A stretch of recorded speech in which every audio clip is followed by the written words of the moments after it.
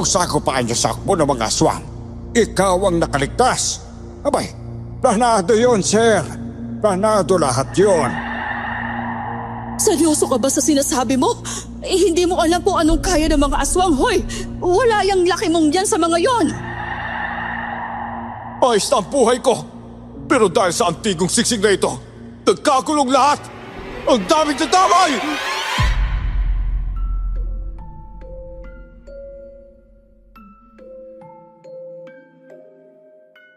Mahirap kapag magulong paligid mo. Kahit gusto mo ng katahimikan, madadamay ka pa rin sa problema ng iba. Pero ang buhay ay sadyang may kasamang hiwaga sa kabila ng mga problema. Magandang araw po sa inyong bumubuo ng channel na ito. Sa panahon ngayon, na isa sa mga libangan ng kapitbahay ko ay ang manood at makinig ng mga kwentong aswang at kababalaghan sa YouTube. Nakumbinsi rin niya akong subukang magpadala ng sulat dito sa inyo. Ang kwentong nais ko pong ibahagi ay karanasan ko ng lolo ko at kapatid ko noong 1990. Upang lubos po ninyong maunawaan ang kwento, ako po si Paulo, 52 anyos. Sa tulong ng aking kapitbahay ay nabuo at naipadala ko itong sulat ko. At ito ang aking kwento. Bago ko simulan ang istorya, huwag kalimutang mag-subscribe bilang suporta sa ating channel.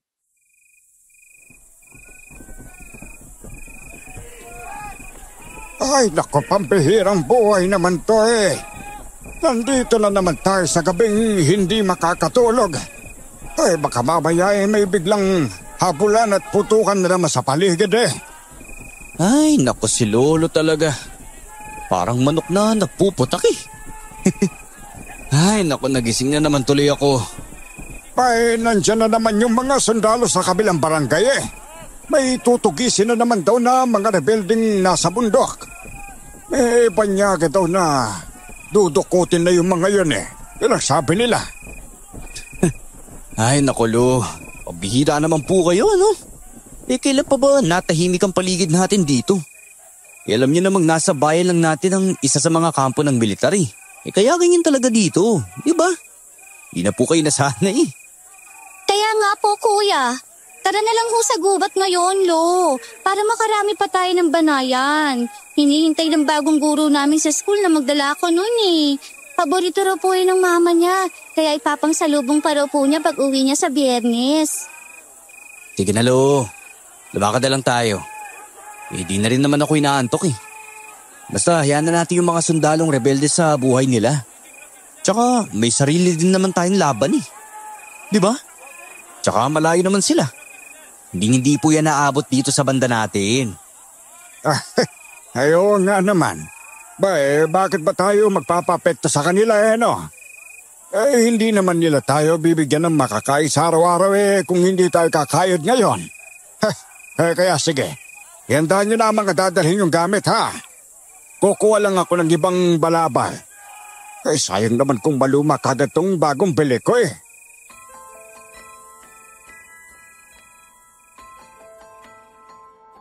Hindi nagtagal. Pumasok na kami sa gubat at nagsimulang akyatin ang medyo matarik na bundok. Makapal ang kasukalan doon. Mabilis tumubo ang mga tanim. Lalo ng mga damo dahil panahon ng tag-ulan. Hindi namin dinaraanan ng malapad na kalsada sa tuwing paakyat ng bundok dahil mas malayo yun. Sa pagbaba na lang namin yon binabagtas, lalo na kapag marami kaming bitbit.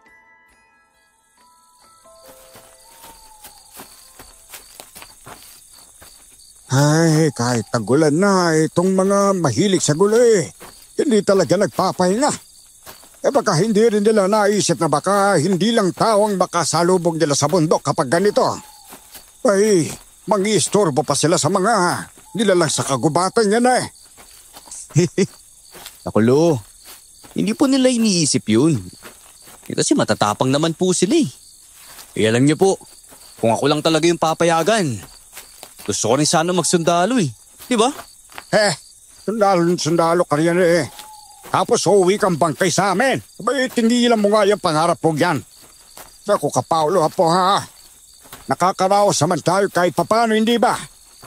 Pero kung may pangarap ka talaga, pwede natin gawan ng paraan.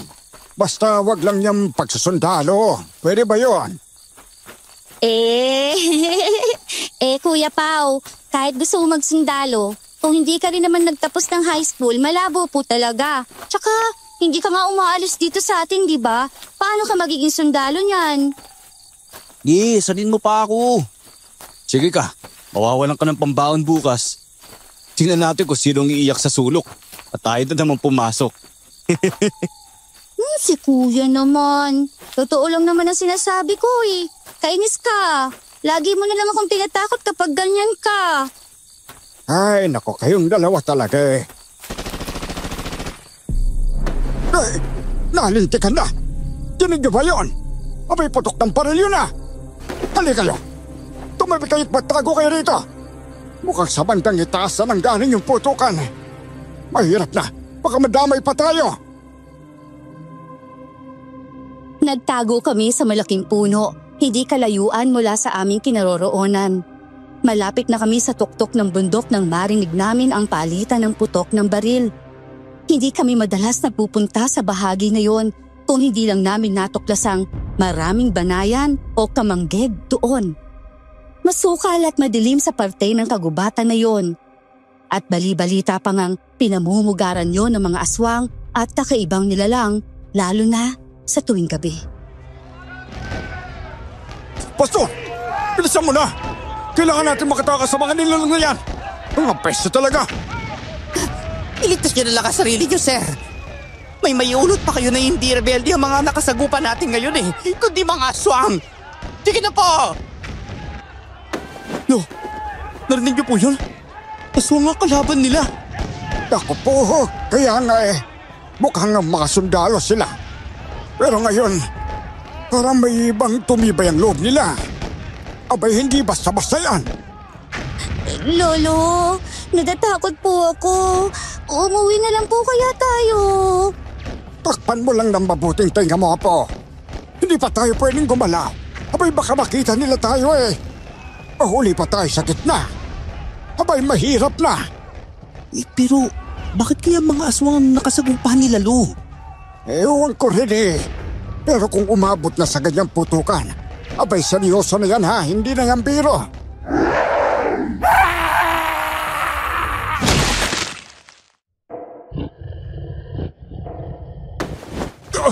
Sigilan nyo kami! Hindi! Pastor! Pumahaw ka niyan! Bilisan mo, ano ba? Tyson, move! Maawa ka sa akin! Hindi! Saan mo ako dadalhin? Pakiusap! Ayaw ba mamatay? Pagkarinig namin ng mga salitang yon ay bigla na lang tila nagliwanag sa hindi kalayuan. Natigil ang putukan. Ilang minuto rin kaming natigilan habang pinagmamasdan ang malamlam na liwanag na unti-unting nawala. Hanggang sa muling nagputukan ang mga baril. Mamatay na kayo lahat! Mga halimaw kayo! Igaganti ko ang mga kasamahan ko sa inyo! Diyos ko, mga apo! Pagkasalahan tayo, maawa na po kayo, Diyos ko. Ilayin niyo po kami sa kapahamakang ito! Diyos ko, patawad po. Hindi ko naasa rin si Ikay. Mas iligtas siya na po kami sa panganib na ito. Lord Jesus, mahal na mahal ko po sila Lolo Gaspar at Kuya Paulo. Huwag niyo po kaming pabayaan. Pakiusap po. Sa sitwasyon na yon, takot na takot kaming tatlo. Hindi talaga kami umalis sa likod ng malaking punong pinagtataguan namin. Napapalibutan pa yon ng matataas sa damo at ilang maliliit na puno. Hindi naman talaga umabot sa amin ang barilan. Nasa itaas na bahagi yon ng bundok. Pero kita namin ang liwanag sa itaas at naririnig ang lahat.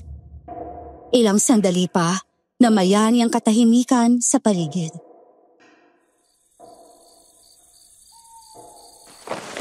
Mukhang tapos na yata. Teka, dito lang kayo ha.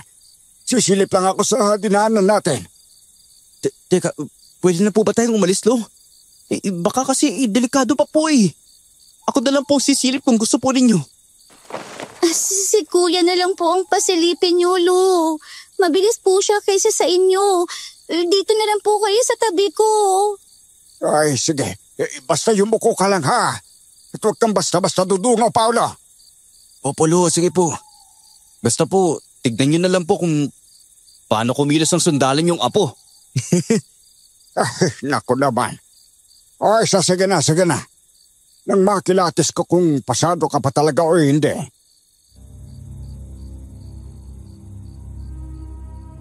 Siguro, magtataka o maiinis ang ilan sa inyo sa ginawa namin noon. Baka sabihin niyong, bakit hindi kayo umalis agad noong unang putok pa lang? Bakit pa kayo umakyat sa bundok? Alam niyo nang delikado. Pero sabi nga ng kapitbahay ko, kapag nasanay ka na sa tinatawag na false alarm at dahil na rin sa matitinding pangangailangan, ay naisan tabi namin ng takot. Mas pinili naming makipagsapalaran. At kung tatanungin ninyo kung bakit nagagawa pa naming magbiro sa gitna ng nakakatakot na sitwasyon na yon, pampagaan lamang po yun ng loob, lalo na't kasama namin ang bunsong kapatid kong babae. Oras na matakot kami ni Lolo, ay mas matatakot siya at mas malaking problema pa yon sa amin.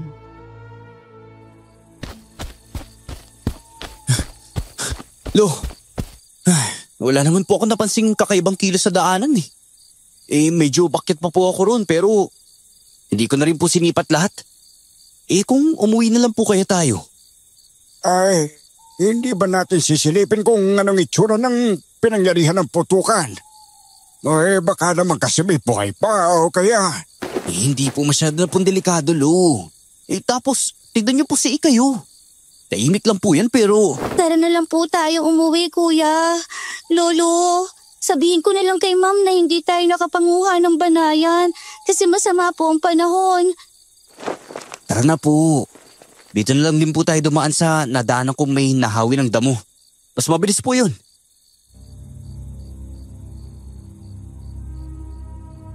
Maingat pero may pagmamadali kaming lumabas mula sa pinagtataguan namin papunta sa mas malapad na daan pababa.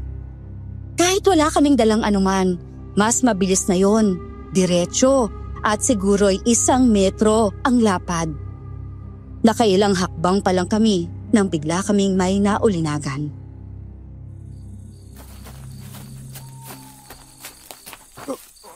Tulong! Maawa kayo! Tulungan niyo po ako! Teka, narinig niyo ba yun? May humihingi ng tulong, mga po! Teka pero Lo, hindi kaya aswang po yun. Kasi isipin niyo po, yung bariyan na narinig natin kanina, may mapubuhay pa kayang tao dun kung aswang ang kalaban nila? Di ba hindi basta-basta tinatablan ng bala yung mga yun? Hindi ako masamang tao. Kaya maawa kayo.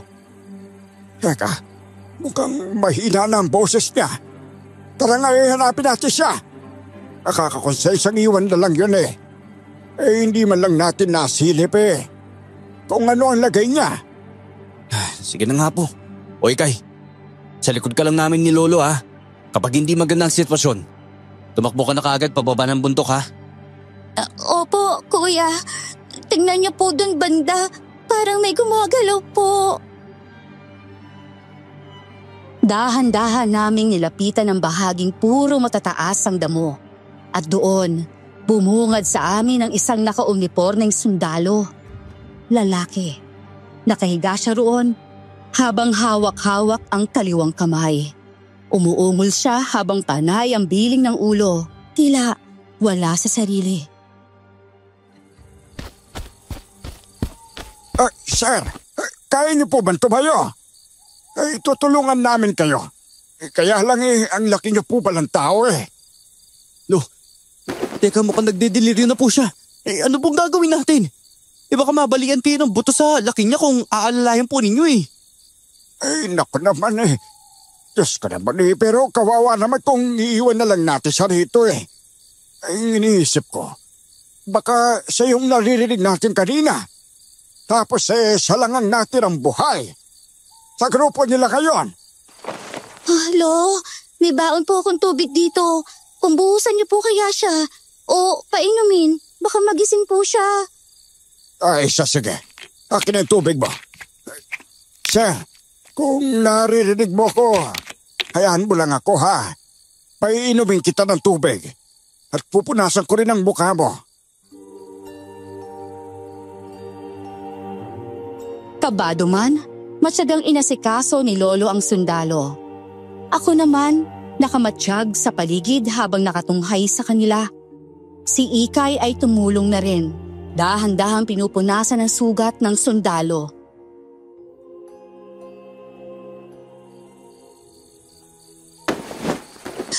Lolo!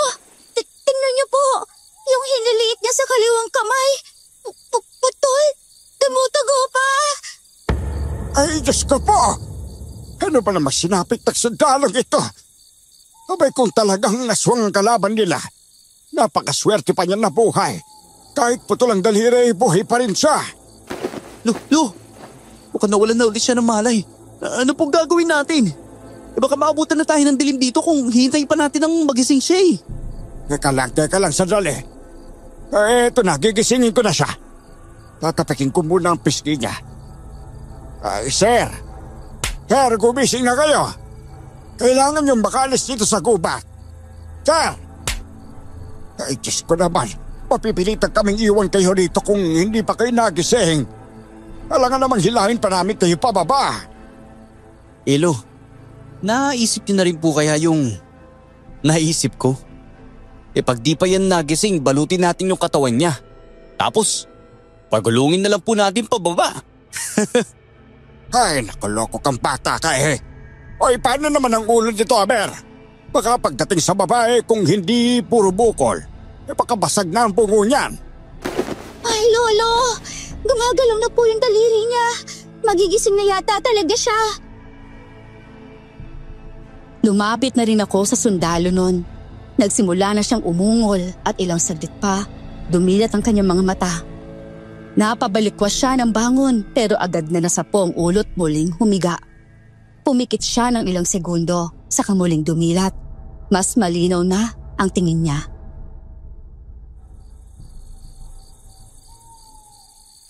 Ay, salamat naman sa Diyos, Sir. Nagising na kayo. Abay kung ano-ano nang naisip namin gawin para lang maibaba kayo rito sa bundok eh. At madala sana sa bahay namin. Hindi naman namin po kayo kayang ibaba at buhatin sa laki po ninyo eh. Pagsamahin mo na rin lahat ng lakas naming maglolo. Abay kulang pa rin yun. Teka, nasa gubat pa rin pala ako. Pero, maraming salamat talaga sa inyo ah. Susubukan ko pong tumayo. Oy, Paolo. May ano pang hinihintay mo riyan? Alalayan mo na si Sir. Ay, dahan-dahan lang po kayo ha. Baka bigla kayong sumimplang eh. Ayos na po. Medyo nahihila pa ako eh. Pero kakayanin ko. Ay, mabuti kung gano'n. Oy, kaya po, halika na. Pauwi na tayo. Ikaw naman ang namumutla riyan. Yung daliri po niya, Lo. Dumudugong na naman.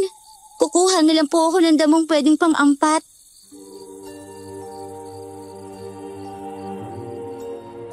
Malaking tao talaga ang sundalong natagpuan namin. Nang makatayo siya ay hanggang balikat lang ako sa kanya. Ang uniforme niya, basang-basa ng dugo at putik. Akala ko, hindi niya kakayaning tumayo sa dami ng sugat. Pero napansin kong mukhang hindi lahat ng dugo ay galing sa kanya. Paika-ika may nakatayo siya sa sarili niyang mga paa. Nang subukan niyang humakbang, napatagilid pa siya. Nasalo ko naman agad at naibalanse rin ang kanyang katawan. Pagkabawi niya ay tinuloy-tuloy na niya ang paglalakad. Nakaakbay siya sa akin habang tinatahak namin ang daan pabalik hanggang sa marating naming muli ang patag. Sakto lang ang dating namin sa bahay nang bigla ulit nawala ng malay si Sir Brandon.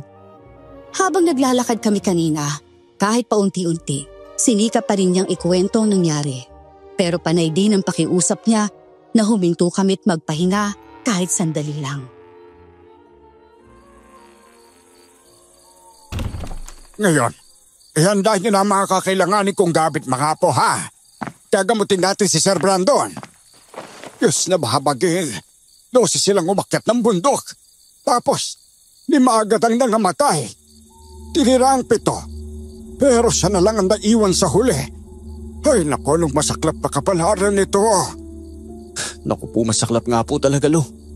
Sino ba ang maniniwala na aswang ang nakalaban nila? Tapos siya lang. Siya pa, na commander. Siya lang yung nag-iisang nakaligtas sa 12. Kaya nga sigurado kung ako ang nasa sitwasyon nila, abay baka nagpakamatay na rin ako. Heto na po ang maligamgam na tubig na may mga dahon ng sambong, Lo. Tsaka yung bimpo na rin po. Ay sige, ipatong mo na lang dyan sa mesa. Ay pala po, pagkatapos mong hubarin niyang sapatos ni Sir ha, tulungan mo na rin ako sa uniforme niya. Ay naku Diyos mio, hindi na yata ito normal na Pilipino Ano ba sa tingin niyo? Baka po yan, Amerikano. O kaya Indiano, Lo. Pero tanungin natin mamaya, para sigurado. Baka naman Pilipino rin po pala. Pinaglihi lang sa puting kapre. Ikaw talaga itong putol niyang hililiit ang sadya kong nakapagtataka Sa silid na lang ako, Lo ha. Mag-aaral lang po ako para bukas. Ang bilis po ng araw. Lunes na naman. Sige, kaya po. Ito nga pala. Bago ko makalimutan, huwag muna natin sabihin kahit kanino na may bisita tayo rito ha. Alam nyo na, baka kuyugin tayo ng mga interesado kapag nalaman nilang nandito siya Bukas, pupunta ako sa bayan. Bibili ako ng damit para sa kanya. Makikisagap na rin ako ng balita kung ano talagang nangyari. Pagkatapos mabihisan, magdamag nang natulog si Sir Brandon. Salitan kami ni Lolo sa pagbabantay sa kanya buong gabi. Baka kasi biglang tumaas ang lagnat niya o magdeliryo pa. Sa kabutihang palad, wala namang masamang nangyari. Pero may napansin kaming kakaiba sa labas ng magmamadaling araw na. Tinambahan ng magaling. Baka hinahanap na niyan kung sino-sino ang pumatay sa mga kasamahan niya. Abay kung totoo nga mga aswang ang nakalaban ng grupo ni Sir Brandon, abay tiyak na gaganti yan. At parang lumalapit pa talaga Baka mamaya naman yan, Lo. Madamay pa tayo sa gulo nila, no? Ay kaya nga abay sinuwerte din yata tayo na hindi tayo nakikialam sa away na hindi sa atin. Ay pero nako huwag lang sana umabot sa punto na inadamay nila tayo. Dahil lang tinulungan natin ang taong yon. Ay, naku. Ibang usapan na po yun, Lo. Ay siya. Matulog ka na rin yan ha. May mukhang malabo nang nantukin pa ako. Babangon na lang ako't mag-iinit ang tubig. Tsaka magsasayang na rin. Sasabay na ako ikay sa pagpasok. Para bago magtanghali, makabalik na kagad ako. Asa, ikaw na muna bahala kay Sir mamaya, Paulo ha. Gigisingin na lang kita sakaling tulog ka pa. Kapag papalis na kami ng kapatid mo.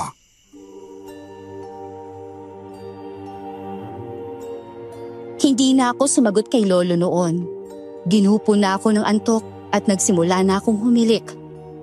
Malalim ang tulog ko kaya hindi ko na naramdaman ang bumangon na pala ang katabi ko.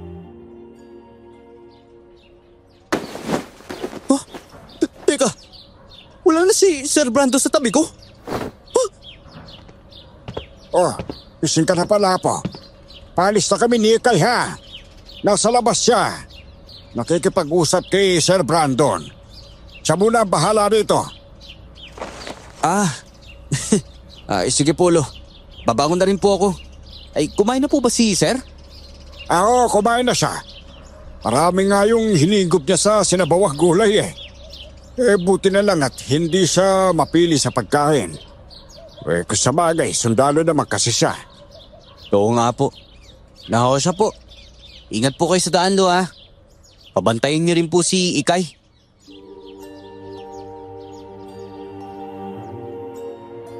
Sinundan ko na rin si Lolo sa labas. Nadatnan ko si Ikay na paikot-ikot kay Sir Brandon habang nakatingala. Parang manghang-mangha. Lulundag-lundag pa siya, pilit inaabot ang ulo ng bisita namin.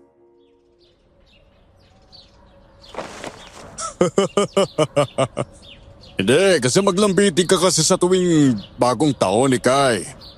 Yung balangkas ng kubo nyo doon sa kwarto, pwede mong gamitin yon.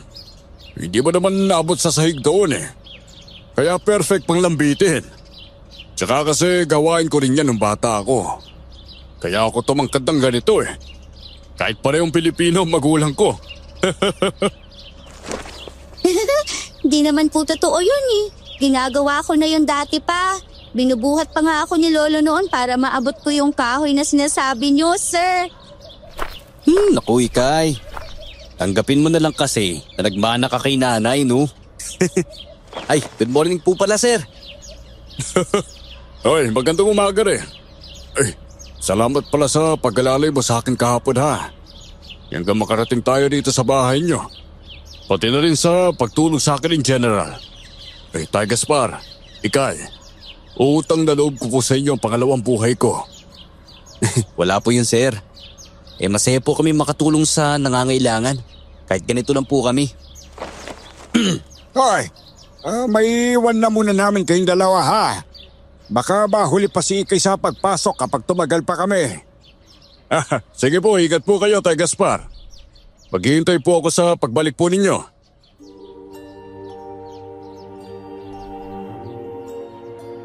Sinundan namin sila ng tingin habang palayo na ang lakad nila ni Ikay. Magkatabi kami ni Sir Brandon na nakatanaw, kaya rinig kong malalim niyang paghinga.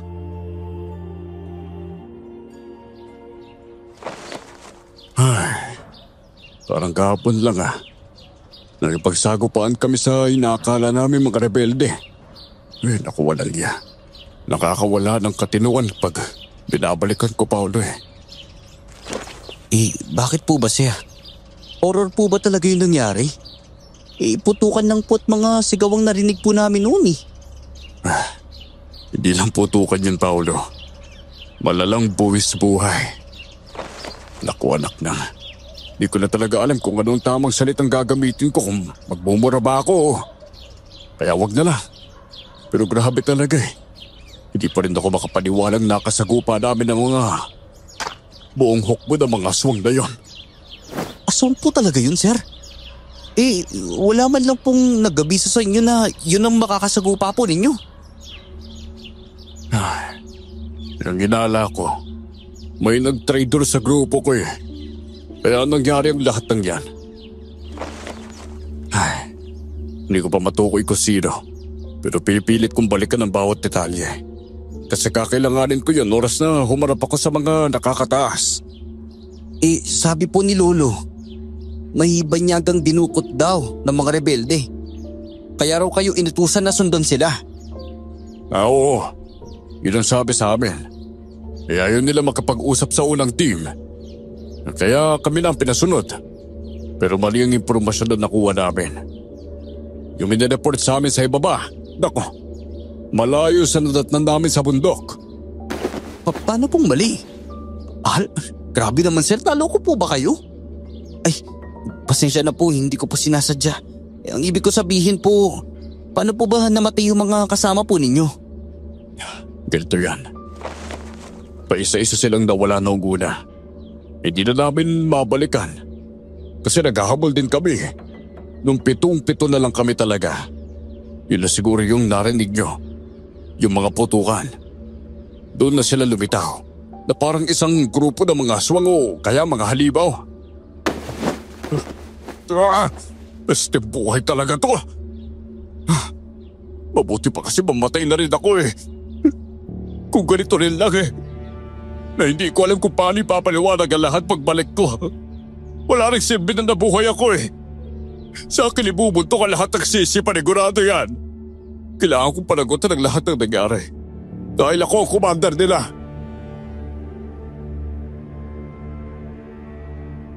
Ako ang hindi makapagsalita nung una. Hindi ko man lubos na maintindihan ang bigat ng problema ni Sir. Ramdam ko ang bigat na nakaatang sa balikat niya. Inisip ko pa lang na, halimbawa, 12 kaming magkakaibigan ang umakyat sa bundok, tapos isa-isa silang namatay, at ako na leader ang tanging natira. Paano po niyan, sir, kung na-set up po pala kayo? Alam niyo yun, yung ikaw lang naman pala talaga yung target nila. Kaya pinatay nila lahat ng kasamahan mo. Kasi halimbawa, espesyal ka kaya ikaw ang hinanap nila. Baka po, sir, may lahi po kayong engkanto. Kaya kakaibang nila lang. Kakaibang nila lang daw. Pero alam mo, Paolo, hindi lang ikaw ang unang nagsabi sa akin ng ganyan yung iba nga, niloloko pa nga ako Putin kapre daw ako. Yung iba naman, tamao raw ako. Mga loko-loko talaga Baka nga po kasi totoo, sir. Balikan nyo kaya yung mga ninunupo ninyo. Baka nasa lahi nyo talaga yung kakaibang aura Oo nga po, no. Wala kayo, sir. Nasa lahi man yan o wala. Yang alam ko, normal akong tao, Paolo. At saka alam mo bang, hindi ako naniniwala sa mga kababalaghan o sa mga nilalang na ganyan.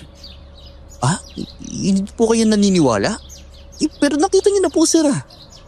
Nakasagupan niyo pa nga po Isa nangyari po sa inyo at sa mga tauhan po ninyo.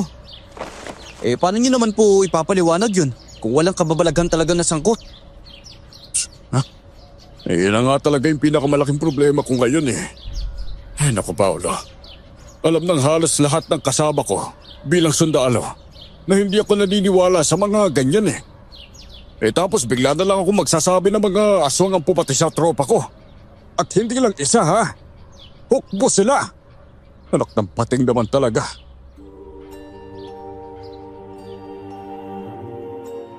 Nasipa ni Sir ang malaking lata ng gatas na nasa paanan niya. Ginagamit yun ni Ikay sa pagtatanim ng bulaklak, pero sa laki ni Sir at sa lakas ng sipa niya, tumilapon yun sa kalsada sa labas ng bakuran namin. Lata! Hoy! Ano ba naman kayo riyan, Paolo? Papatayin niyo ba ako sa gulat, ha? Tinapunan niyo pa talaga ako ng ganito kalaking lata. Naku po, patay kang Sir Brandon ka. Sir, ano po ba kayo? Muntik ka nang matamaan si Aling Aida Ay naku, sir, talaga. Antari pa naman po dun. Naku po, ate.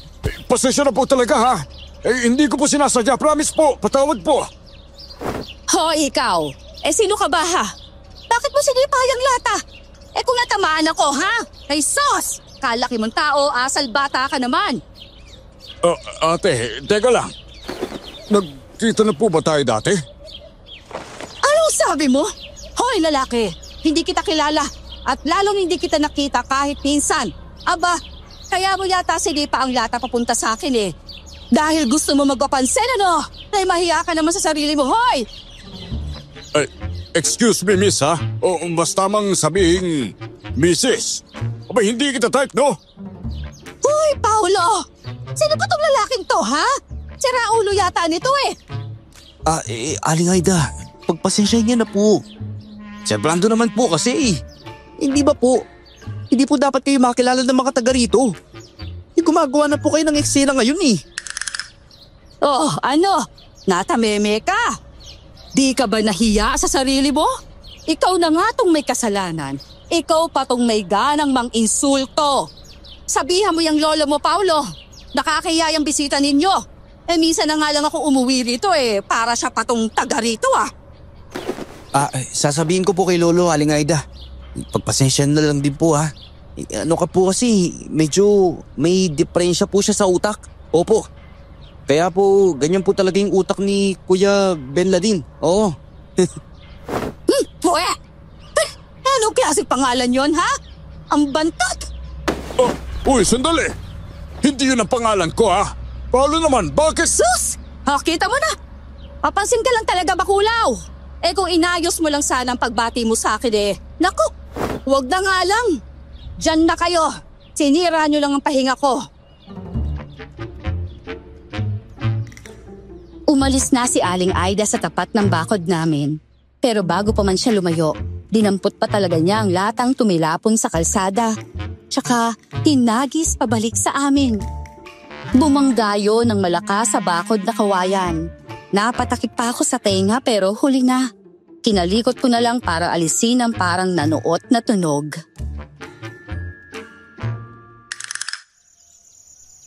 Ay, naku, pambira ka talaga, Paolo. Hindi ko alam kung kukutusan kita o yayakapin kita eh.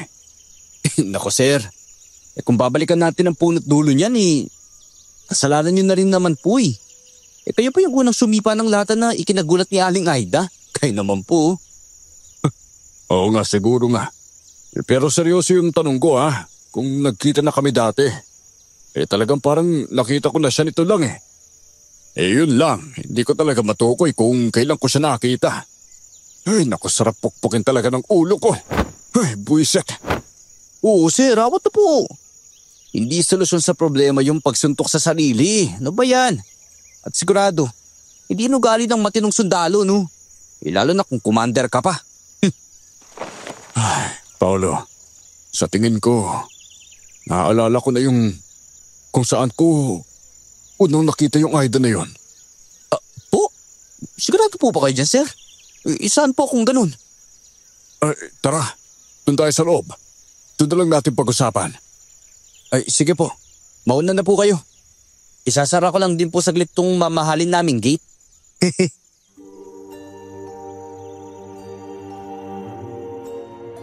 Dali-dali kong nilagyan ng harang na mahabang kawayan ang tarangkahan namin na gawa rin sa kawayan. Alam kong importante ang sasabihin ni Sir dahil kahit nagbiro ako ay hindi siya ngumiti. Hindi tulad kanina habang naroon pa si Aling Aida.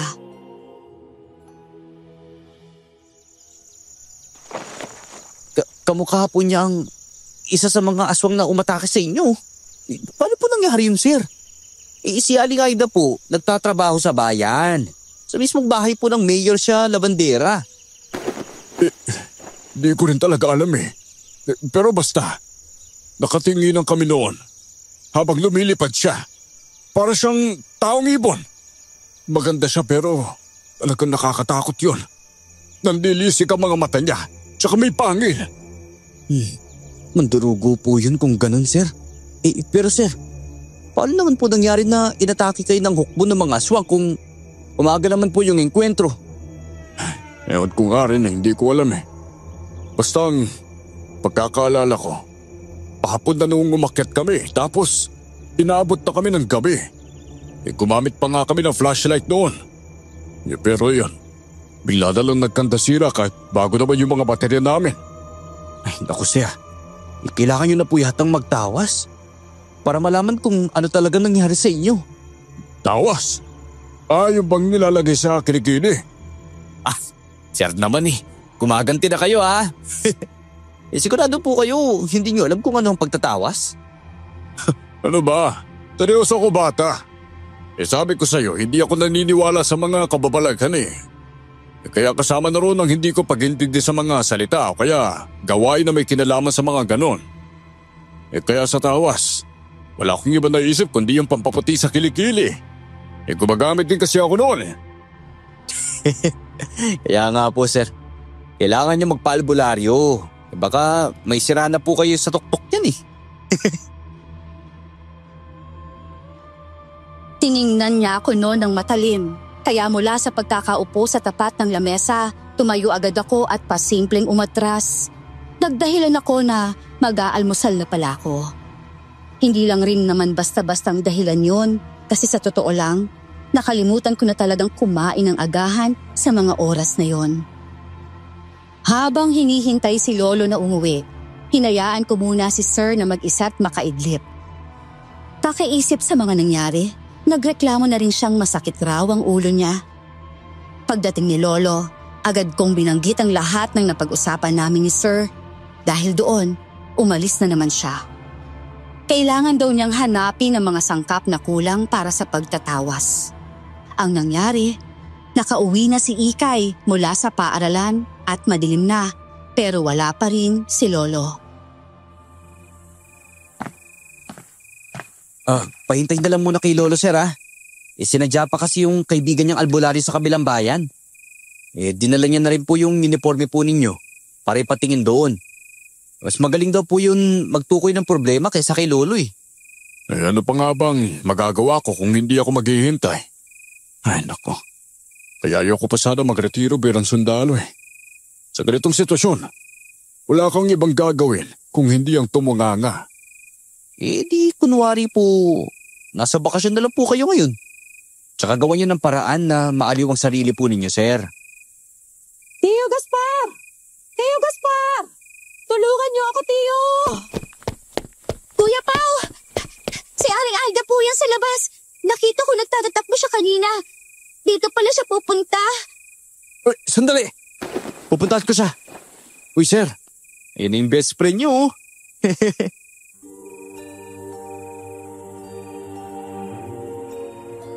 Lumabas ako para salubungin si Aling Aida. Nakangisi pa ako noon dahil nabiro ko na naman si Sir Brandon dahil sa kanya. Pero hindi ko inaasahan ang madaratnan ko. Si Aling Aida, nakatayo sa labas ng tarangkahan. Mahina, nanginginig at umiiyak. Aling Aida, ano po nangyari sa inyo? Teka nga po, pasok po muna kayo. Wala pa po si Lolo Gaspar eh. Kailangan ko na tulong ng lolo mo, Paulo. May aswang sa silong ng bahay ko. Sa silong po ninyo? Teka paano po kayo makakaalis ng hindi kayo sinundan? Pinuhusan ko siya ng maraming asin bago ko tumakbo. Hindi ko siya agad napansin kasi. Kagigising ko lang. Para akong binagungot. Ang bigat ng katawan ko pagbangon. Yun palang hayop na yun ang dahilan. Magandang gabi, miss. May aswang kayo, sabi ninyo. Tara po, puntahan natin. Abay, seryoso ka ba sa sinasabi mo? Hindi mo alam kung anong kaya ng mga aswang, hoy. Wala yung laki mong yan sa mga yon. Hindi pa kasi ako kilala nito Paolo. Kaya hindi pa bilib eh. Alam niya, miss, hindi lang lahat ang kaya kong sipain palayo. Pati aswang din. Pwede kong pasabugin. Ano ba naman, sir? Hindi po ito oras para makipaglokohan. Seryosong problema po ito. Baka sundan ako ng aswang dito. Kailangan yung isara pinto at pati mga bintana. Bilis! Nagmadali rin kaming gawin ang inutos ni Aling Aida. Kabado ako noon, lalo't wala pa si Lolo Gaspar. Kahit may kaunting alam din ako sa pakikipaglaban sa aswang, ay hindi ko pa rin magagawa nang wala si Lolo sa tabi ko. Kuya, may kumakalampag sa tarangkahan sa labas. Baka si Lolo na po yan. Ay, Diyos ko, maraming salamat naman po. Nandiyan na siguro si Lolo. Sandali lang, Paulo. Silipin mo muna kung sino yung nasa labas. Tanungin mo kung lolo mo nga yan. Baka mamaya aswang pang kumakatok. Diyos ko, mahirap na. Gamitin natin ang mga panlaban sa aswang ng lolo nyo. Nandito lang po sa silid ang mga yon, Aling Aida. Kukunin ko lang po yung sibat at buntot pagi.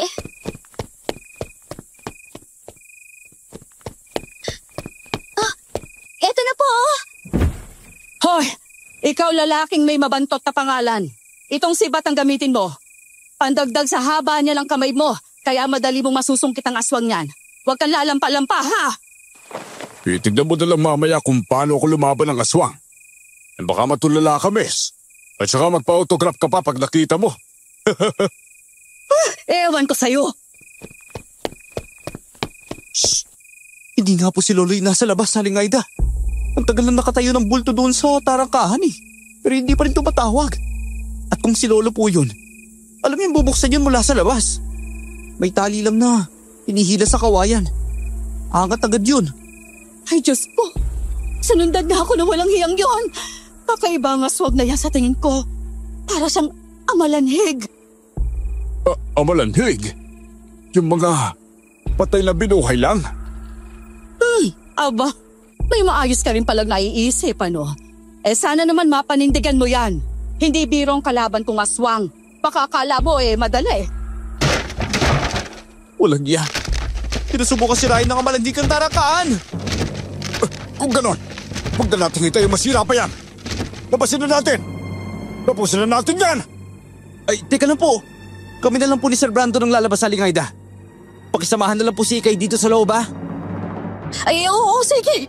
Ito tala magpapakitang gilas naman tong Brandon na to eh. Aba, mas maayos naman pakinggan yan kesa sa Ben Laden, ano?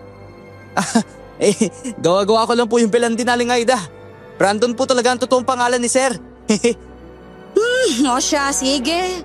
Magpakitang gilas ka na dun, sir. Kung bakit ka man tinawag na sir, saka ko nalang aalimin. Napangiti ako noon. Tila ba naging mitya pa yung nangyari para magkabati sina Aling Aida at Sir Brandon. Sa tingin ko, hindi rin sila nagkakalayo ng edad. Nagbitbit ako ng maraming asin habang si Sir naman may hawak na sibat. Lumapit kami sa amalanhig na humahangos sa labas ng bahay. Uy, Aswang! Aswang! Umalis ka riyan! Ito sa'yo! Talagang maninina ka pa ng tarangkahan na may tarangkahan na! Umalis ka na nga riyan! Gamit ang sibat, pilit na tinutulak ni Sir Brandon ang aswang papalayo sa tarangkahan. Napaatras niya ito, minsan pa nga'y natutumba. Pero muling bumabangon at kinakalampag ang harang. Hindi man kami agad masaktan. Alam naming oras na masira ang harang ay diretsyo na yon sa loob ng bahay. Itakin na natin ito, Paolo. O kaya, saksakin ng husto hanggang magkahiwa-hiwalay ang katawan nito. Ay, teka, sandali lang po, Sir. Kukunin ko lang po yung itak sa kusina. Ay, sige. Bilisan mo, ha?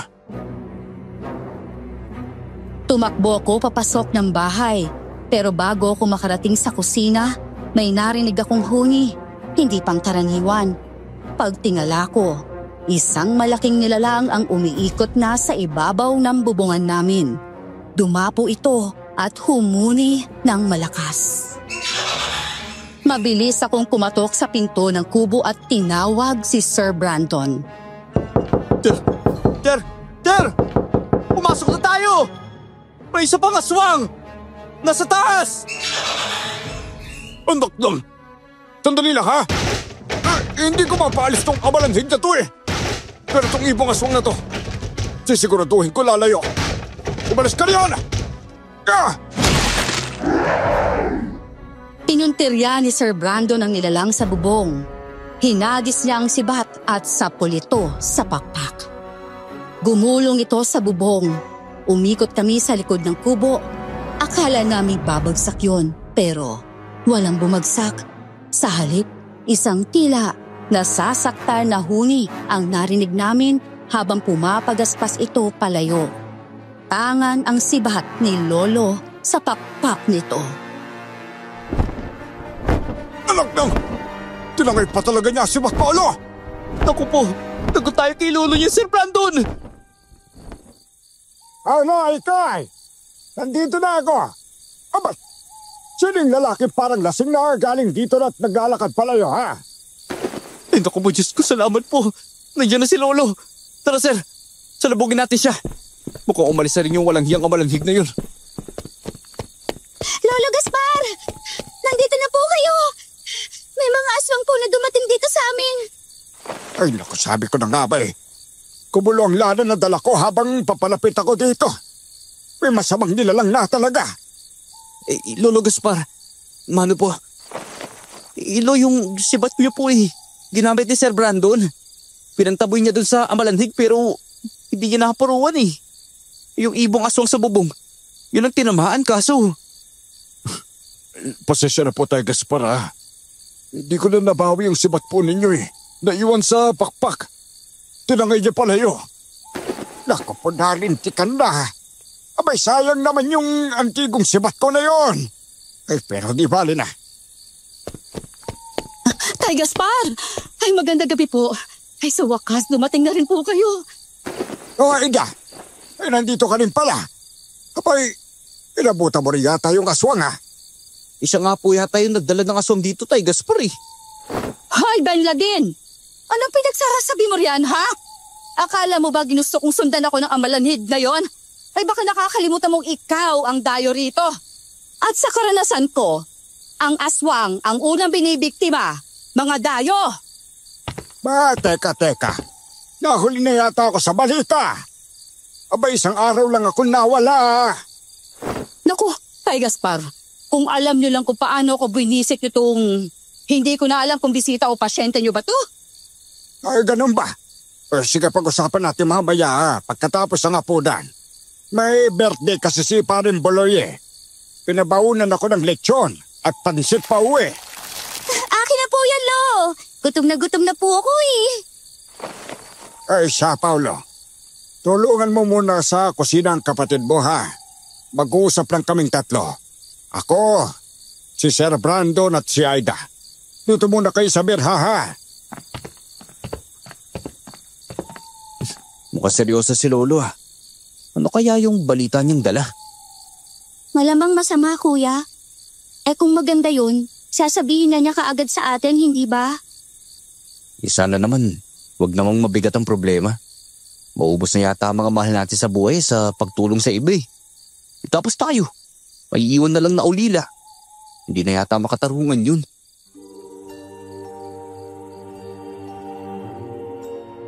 Mabigat na ang dibdib ko nung sandaling yon. Nanariwa kasi sa isipan ko ang dahilan kung bakit si Lolo na lang ang kasama namin sa bahay. Napilitan kasing mag-abroad ni Nanay simula nung mamatay si Tatay. Ang pagkamatay niya ay masaklap para sa amin. Umawat lamang siya sa nag-aaway ng mga kainuman noon. Ngunit ang nangyari, siya pa ang nataga at napuruhan. Kaya siya ay namatay. Natapos ang gabing yon na wala ring binanggit si Lolo Gaspar sa amin ni Ikay. Si Aling Aida naman, tumabi kay Ikay sa pagtulog. Kaya alam ko na hindi na maganda ang sitwasyon. Pambihira. Umalanhig pero nakasingsing. Narinig kong bukang bibig ni Sir Brandon yon, pero tulog na tulog siya noon sa tabi ko. Kinaumagahan, bago matapos ang almusal,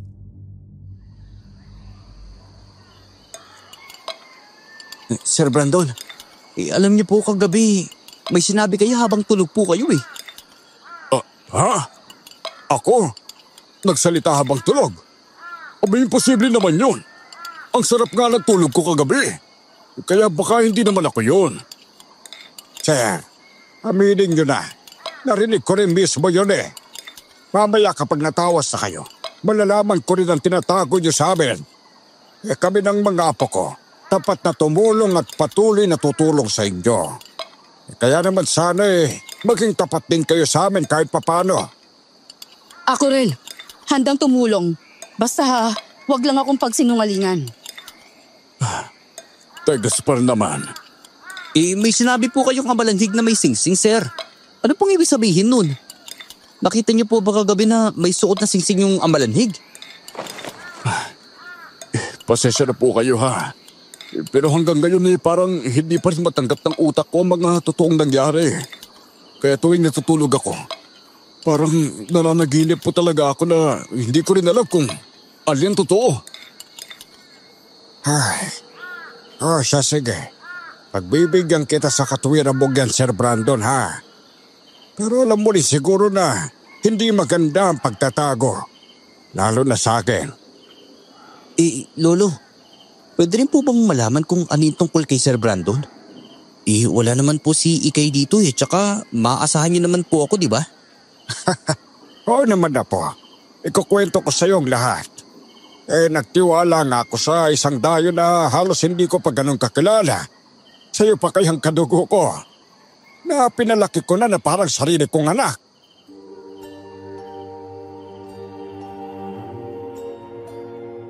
Ang lapad ng ngiti ko noon habang taas noo kong tumingin kay Sir. Hindi ako nagyayabang kung sakaling yun ang inaakala niya. Ang totoo, ipinagmamalaki ko lang sa kanya na kahit magkaiba kami ng henerasyon, nariyan pa rin ang buong tiwala sa akin ni Lolo. Gusto ko rin sanang iparamdam sa kanya na kung ako ngang apo lang, pinagtatiwalaan ni Lolo, siya pa kaya. Dapat lang rin naman na pagkatiwalaan siya. 3:00 ng hapon, habang wala pa si Ikay, nagtungo kami sa bahay ni Aling Aida. Doon na pagkasunduan na tawasin ni Lolo Gaspar si Sir Brandon para hindi na madamay pa si Ikay sa sitwasyon. Menor de edad pa kasi ang kapatid ko.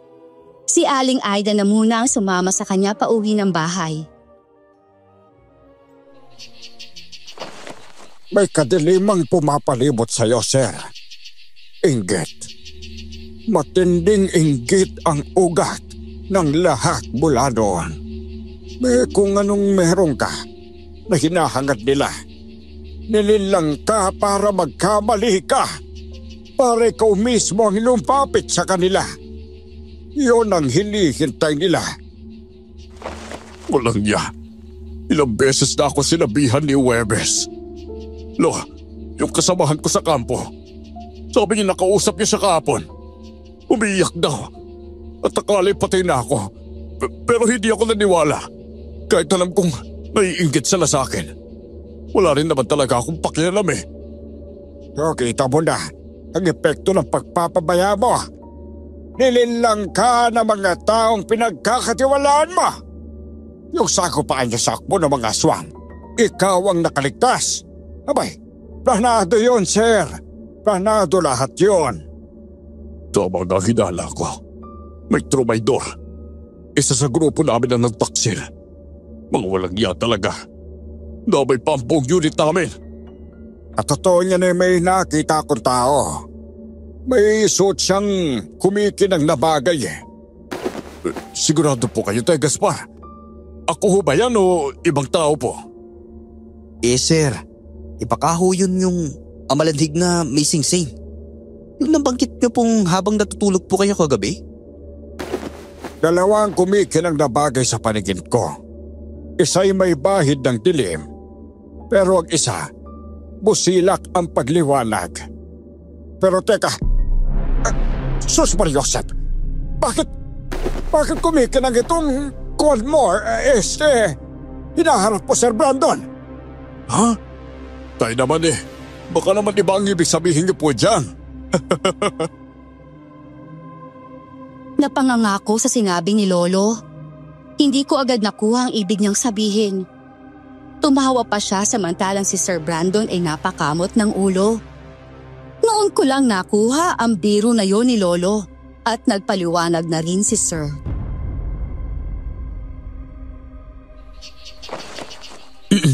Ay, Tay Gaspar, may mahalaga lang po sana akong aaminin ngayon eh. Bay, mabuti naman at kusa ka nagsalita, sir. Kahit marami akong nasagap, kung hindi mo aminin baliwala rin. Tandaan mo, lahat ng to, para rin sa ikabubuti mo yan. Alam ko ho, nagalangan lang ho ako na umamin talaga. Hindi ko pa natanggap ang nangyari sa mga kasamahan ko na hanggang ngayon. Hindi ko alam kung paano ko ipapaliwanag. Basta sabihin mo kung ano kailangan sabihin. Kung di mo man malutas ang lahat makakapagmungkahi man lang ako ng dapat mong gawin. Nang-iisa pong mawala ang unit ko. Sinabi ko sa sarili kong igaganti ko sila. Kahit sino pang pumatay, hanggang sa lumitaw yung hukbo ng aswang. 7 na lang kami. Nakipaglaban kami hanggang si Pastor, si Hernan, alias Pastor. Siya na lang ang natira sa tabi ko. Ay, oo. Sir, narinig ko yung pangalang Pastor habang nagpaputukan po kayo. Kitang-kita ko talaga kung paano siya tinaga ng lalaking aswang eh. Puti ang buhok, ngunit itim na itim ang balat niya. Pagkatapos si Pastor, ako ang sinunod. Nagmakaawa akong ayoko mamatay tapos… Sir, may nakita pa kaming liwanag doon. Ano po yun? May isang nilalang na nagpakita. Tinawag siya ng aswang na Nari. Nagliliwanag siya ng bumaba mula sa malaking puno. Balete siya eh. Bumulong siya na kung gusto kong manalo sa hukbo ng aswang, kailangan kong mag-alay ng isang bagay na kapalit. Napansin niya ang sising ko. Yun ang inalay ko. Hindi ko alam na kasama pala ang hinlilit ko doon. Sa madaling sabi, isang singsing, kasama ang daliri, Ang kapalit para mapuksa mo ang ukbot, mabuhay ka. Ganun na nga po. Ginawa ko para may paghiganti sila. Pero nagsisi na rin ako. Anong silbi nang nagtagumpay ka kung mag-isa na lang akong uuwi? Ay nako, kung kaya ko lang talagang ibalik yung araw na yun Kahit kapalit pa ang buhay ko. Pero sir, bakit sa pagtawas ni Lolo may 5 buwan daw na bandang iba ba? Naku, isa pa yan. Hirap tuloy akong umarap sa kapwa ko sandali, pati sa inyo. Tay Gaspar, Paulo, bukang bibig ko noon na hindi ako naniniwala sa kababalaghan pero ang totoo, nagliliwanag doon. Ang antigong singsing na bigay ng lolo ko. Singsing? Inilagay niyo po saan niyo po, sir? Diyos Mayosek! Sir Brandon! Ang dami na naman paglalagyan, bakit doon pa? Nako, hindi ho nakasuot doon, tay. Nakasingit lang sa waist pouch, malapit doon sa hinaharap. Kaya siguro nag-reflect ang liwanag.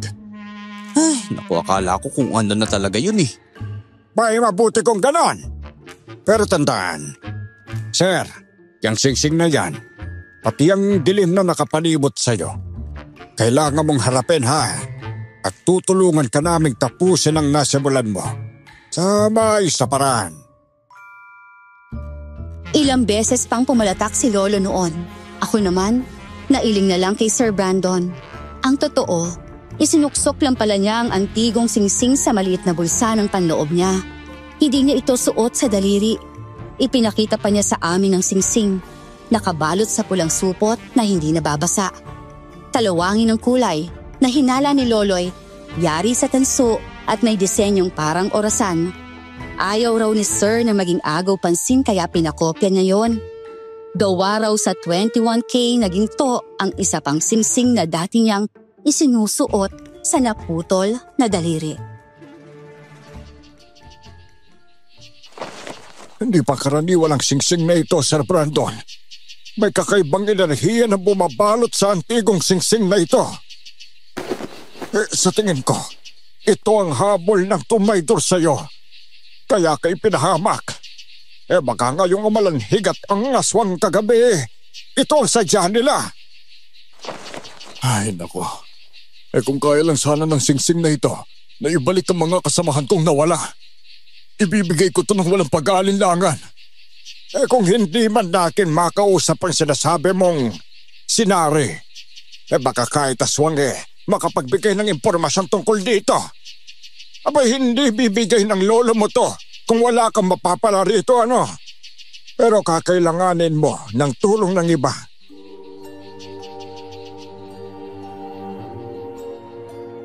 Doon ay naliwanagan kami, hindi lamang tungkol sa misteryosong liwanag sa harapan ni Sir, kundi pati sa kwento ng pagkawala ng mga kasamahan niya. Habang iniisip namin ang susunod na hakbang, dumating sina Aling Aida at Ikay, pawisan at hingal na hingal. Tay Gaspar! Diyos ko! Hindi kayo maniniwala. Pero kalat na balita, aswang daw si Tia Pidang at yung anak niyang si Hernan, yung sundalo na kauuwi lang, isa na raw ang malanhig. Ha? Abay, anong klaseng balita yan, Aida? Napakatahimik mamuhay ni Pidang. Lagi lang naghihintay ng padala ng anak niya sundalo Teka, Aida. Hernan pa yung sinabi mo? Teka, yung itsura ba niya medyo payat? Di ganun katangkad at binasagang sipil ng bata dahil sa maliit niyang daliri sa kaliwang hinalaki sa paa. Abat, paano mo nakilala si Hernan, Brandon? Tugmang-tugma yan sinabi mo. Huwag mong sabihin, isa ka sa mga nawawalang sundalo na umakyat ng bundok. Ako ang commander nila. Ako lang ang naiwang buhay.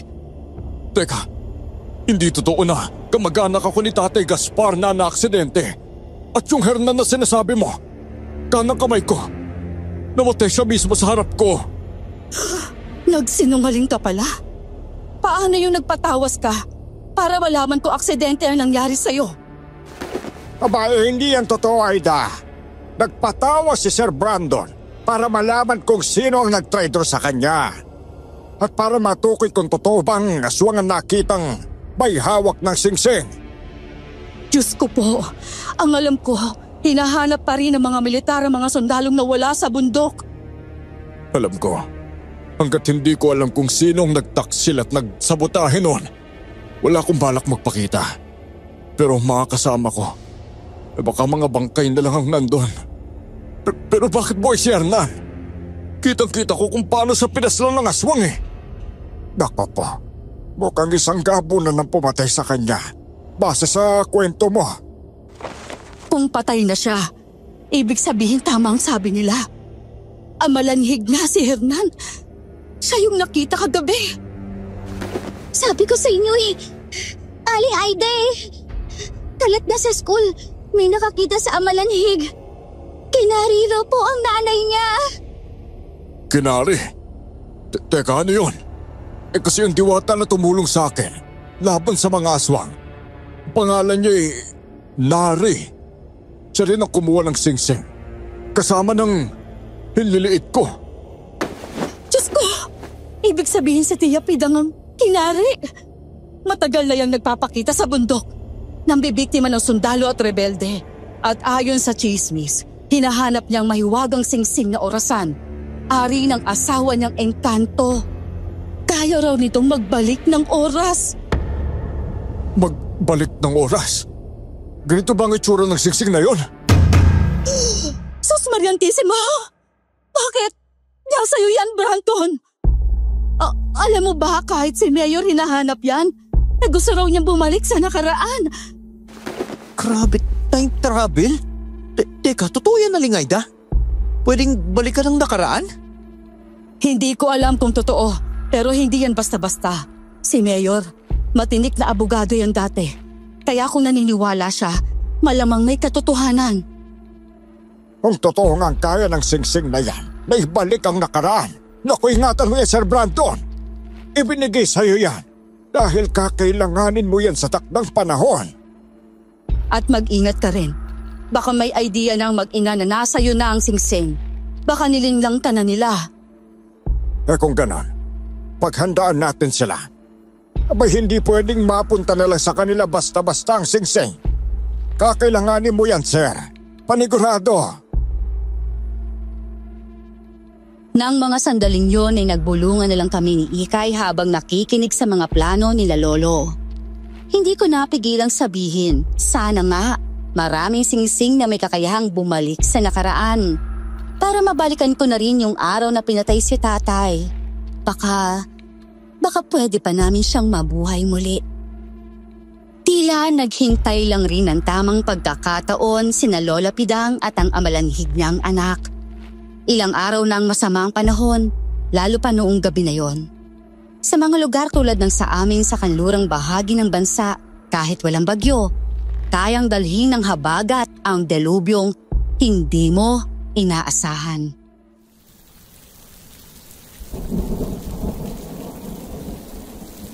Bayan nilang araw na natin silang hinihintay. Tapos kung kailang masama ang panahon saka sila sumalakay. Ayan tuloy, ang bagal nilang makarating. Abay hindi pa kumukulo ng gusto ang lana ko. Akala ho siguro mahimbing ang tulog natin, Tay Gaspar. Malamig nga naman talaga. Hoy, Brandon, ang tahimik mo dyan. Iniisip ko kung paano epekto ang singsing Mabuti sana kung magsasabi ng totoo yung kinari.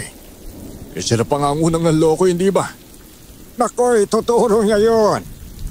Gusto rin niyang mabuhay ang anak niya Abay hindi ko man lubos na kilala si Pidang.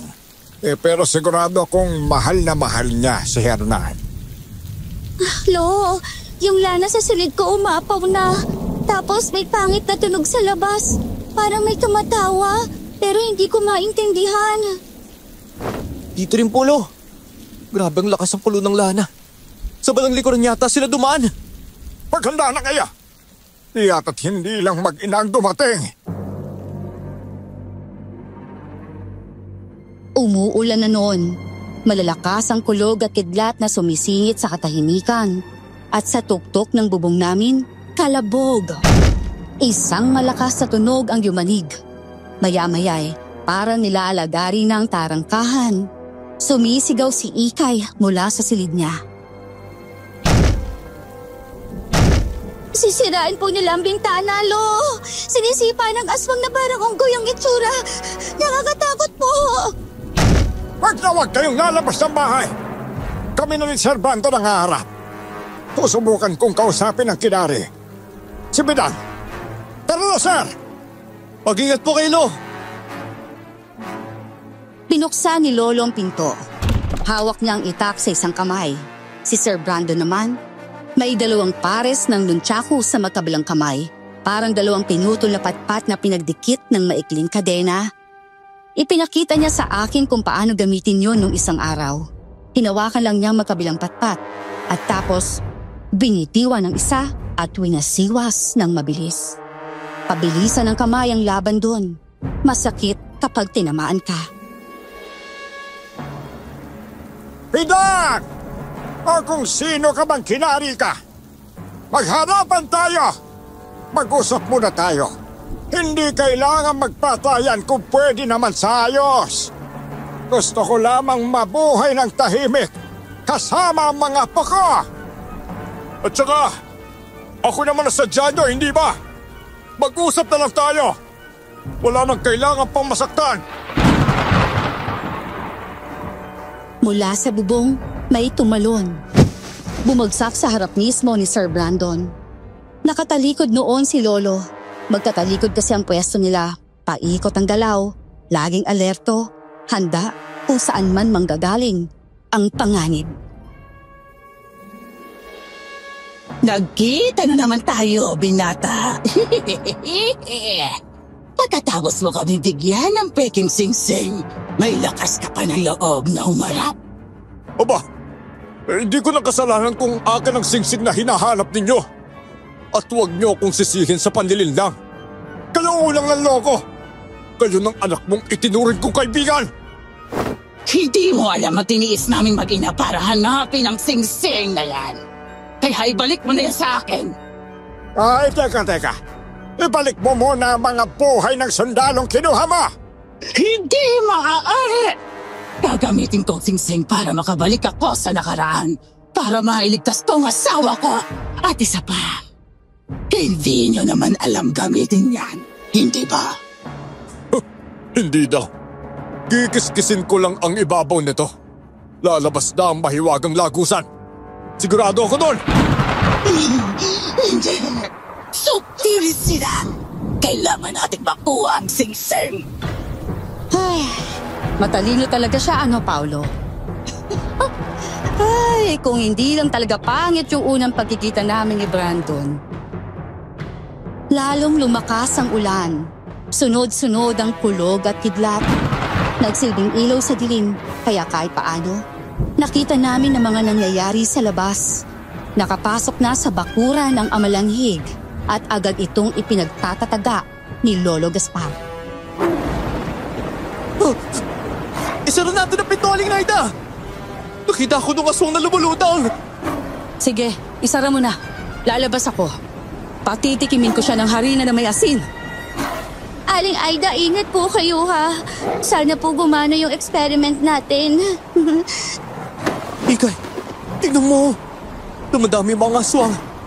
Kahit napatumba na ni Lolo yung amalanhig, bumabangon pa rin oh. Tapos may mga kasunod pa. Baka mga dating kasamahan ni Sir Brandon yan na ginawang aswang. Hala, baka nga kuya. Basang-basa na silang lahat sa ulan pero parang hindi sila napapagod. Tingnan mo doon oh. Tingnan mo si Aling Aida. Nakikipagsabunutan na. Naku po. Pinulbuhan niya ng harina sa mukha ang aswang. Napaupo sa gulat si Ikay. Tinakpan niya ang kanyang tainga pero dahil sa buhos ng ulan, parang nahugasan din ang mukha ng babaeng aswang.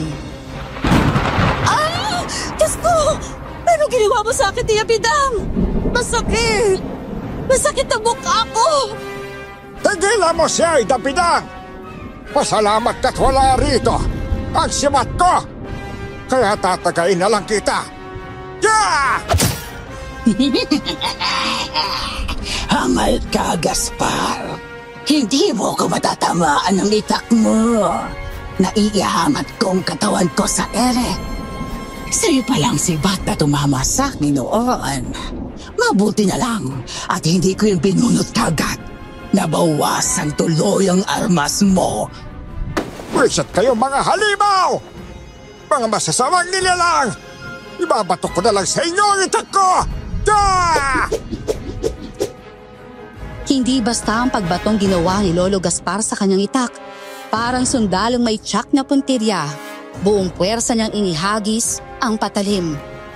Nakaiwas man ang aswang, ay nadaptesan ito sa balikat na siyang lalong ikinagalit nito. Bumagsak ang itak sa bubong, gumulong at nahulog sa lupa malapit sa pintuan. Pasimple akong sumilip at binuksan ang pinto. Kinuha ko agad ang itak. Walang nga ka talaga, Gaspar. Tinong-teriya mo talaga ako. Tarbondon! Kiskisin mo na ang singseng! Tumarami na sila! Hoy, sandala! Walang magkikiskis ng singseng. At bakit naman hindi, ha? Ginawa mong aswang at amalanhig ang mga kasamahan ko! Gusto mo pati ako? Patayin ang sarili kong grupo! Kailangan mong matalo silang lahat. Lahat ng amalanhig at aswang. Bago gumana ang singseng. Iyon ang kondisyon. Ganun ba? Sige! Pati ikaw, papatay ko! Ayos na ang buhay ko. Pero dahil sa antigong singsing na ito, nagkakulong lahat! Ang daming nadamay! Parang isang baliw noon si Sir Brandon sa bilis ng dalaw niya. Kaliwat kanan ng hampas ng kanyang mga nunchaku. Sinubukang lumapit ng lumulutang makinari pero hindi makalapit. Sadyang maliksi si Sir Brandon. Ngunit biglang tinuyog ng mga amalanhig si Sir Brandon at doon ako naglakas loob. Bitawan niyo siya! Puputulin ko ang mga kamay niyo! Peste kang bata ka?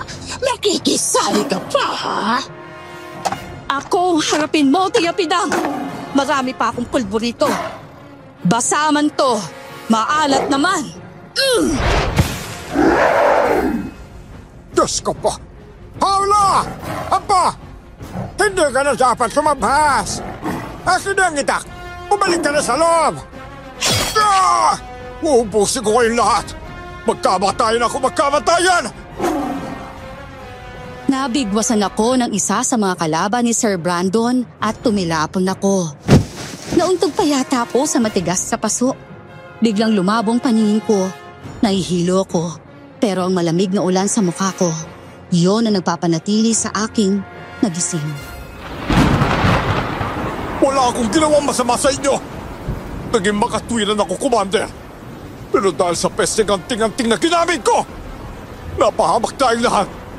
Kaya ang mabuti pa, mamatay na lang tayong lahat! Ah! Hindi ko alam kung ako ang tinamaan, pero sa lakas ng kulog at kidlat, parang inuga ang buong katawan ko. Bumilis ang tibok ng puso ko at bigla akong dumilat. Sa pagdilat kong yun, nakita ko si Sir Brandon, nakadipa habang umiikot. Nagtalsika ng mga kalaban sa paligid. Tumigil siya at tinitigan ang kanyang daliri. At pagtatapos, parang nagdilim ang lahat. Abat!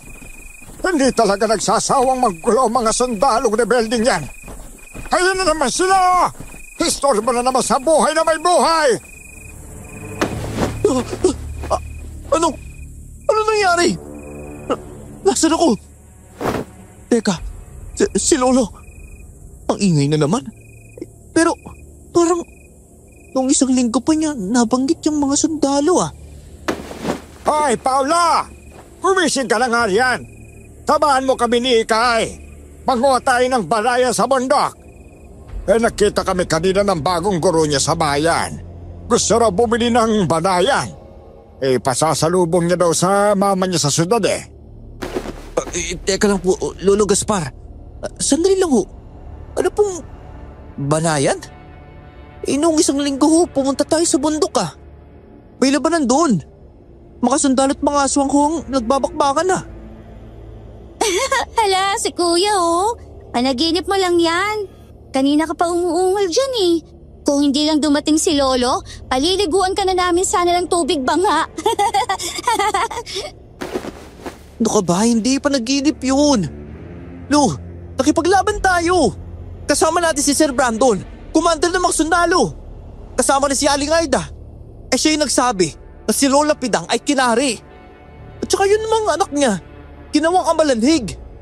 Nilinlang ho nila si Sir para makuha ang tigong singsing. Sus Mariosep, paano po? Ano yung pinagsasabi mo? Abay kapag narinig ni Pidang yan baka tayo pang gantihan Tahimik na ang diwata. Huwag na natin guluhin. Lolo, Kuya Paolo, tingnan niyo po. May mga sundalong bumababa mula sa bundok. Chuck, dadaan sila sa tapat natin. Hindi ko alam kung anong totoo, panaginip ba o alaala. Pero isang bagay ang malinaw, hindi pa tapos ang lahat. Pakiramdam ko noon, sasabog ang utak ko. Mainit ang ulo ko pero nilalamig ang buong katawan ko. Natanong kong sarili ko, panaginip lamang ba ito? Lumabas pa rin ako ng bahay, bit-bit ang pagkalito.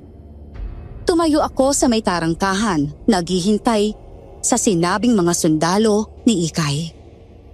Nang makarating sila sa patag na kalsada, ay kitang-kita ko, nagmamarcha ang grupo. Dalawa sa kanila ay may hawak sa isang kasamang nakatali ang mga kamay sa likuran. Mananagot ka talaga. Sa ginawa mong panlilinlang sa grupo natin, Pastor. Ipapahamak mo kami 12 para lang sa hinahanap mong antigong sigsing na nasa akin. Ay, Sir Brandon, totoo sinasabi ko. Nasa bit mong sigsing Ayaw mo lang kasi ilabas. Bastos ka pa rin talaga kahit kailan, Hernan. Mabuti pang tumahimik ka na lang. Yan. Mas mabuting matulog ka kaysa magsalita ng kung ano-ano. Matalik kitang kaibigan. Pero ipanagpalit mo kami sa isang singsing lang. Ben, let's move! Sa mismong tapat ng tarangkahan namin nangyari ang lahat. Titig na titig ako kay Sir Brandon. Binilang ko pa sila. 12 nga silang lahat. Gusto ko siyang tawagin pero parang nawala ang boses ko. Hanggang sa naglakad ulit sila. Ngunit bago sila tuluyang makalayo, nagkatitigan kami ni Sir Brandon. Bahagya siyang tumango. Ay, nako. Pag nagalang muna tayong manguha ng banayan, ay kaya po. Sabihin mo na lang sa guro mo na masamang panahon, ha? Kaya hindi tayo nakapunta. Opo, Lo. Sasabihin ko na lang bukas. Total, Lunes na rin. Ay, ang bilis po ng araw. Nakakatamad po pumasok kasi lamig-lamig sa umaga eh. Ay, naku Ikay. Huwag kang gagaya sa akin. Ako, hindi ako nakapagtapos. Pero itatawid namin ni Lolo at ni Nanay ang pag-aaral mo. Tsaka makakatapos ka. Pangako namin yan. Sa dami ng nakita at narinig ko, hindi ko na alam kung alin ang panaginip at alin ang totoo. Pero isang bagay lamang ang alam ko. May dahilan kung bakit ko ito nasaksihan. At isang bagay ang malinaw. Hindi pa ito ang katapusan ng kwento. Namalayan ko na lamang ang sarili kong sumasagot noon. Hindi ko alam kung ano talaga ang nangyari. Basta't pakiramdam ko na ulit lang ang mga pangyayari. May mga nabago. Pero parang naranasan ko na ang mga ito bago pa man dumating ang araw na yon. Isang hapon, dumaan si Aling Aida sa bahay. Paulo, nariyan ba si Tay Gaspar? Magpapatawa sana ako eh. Pakiramdam ko kasi ginayuma ako ng pesteng sundalo na yun eh. nagayuma po kayo ng sundalo. Ano pong pangalan niya? Brandon po ba? Abay, paano mo nalaman? Pero hindi naman ganyan ang totoo niyang pangalan kundi Ben Ladin. Ben Ladin ho? Sigurado po kayo? Aling Aida. Teka, yung sundalo ba na yan matangkad po tapos maputi? Nakakala mo Amerikano o puting kapre? Abay, teka nga lang, Paolo, ha? Nakakahalata na ako sa'yo eh. Isa ka ba ron sa mga palihim na pumasok sa bahay ni Mayor nung birthday niya? Kaya alam mong mga yan, ha? Umamin ka sa akin. Naku, hindi ho Anong gagawin ko kina Mayor po eh? Ang layo-layo nandito sa atin. Umayos-ayos ka nga sa mga ginagawa mo, Paulo. Naku, pag tayo ay nahuli ni Mayor, lagot kayo. Oh, kaya pala hindi mo sinasagot ang tanong ko kung nariyan yung lolo mo eh. Wala nga pala. Mabuti naman at sinusundo niya si Ikay sa eskwelahan tuwing hapon. Mahirap na kasi. Ang sabi-sabi pa ngayon may gumagalang aswang na nangunguha ng mga bata. Oh, sige na dyan ka na, Paulo, ha? Sasalubungin ko na ang lolo mo. Ay, dito na lang po kayo, Aling Aida. Ako na po sasalubong sa kanila. Abay, mabuti naman at nagkusa ka. Hindi ka naman pala ganun kapasaway eh.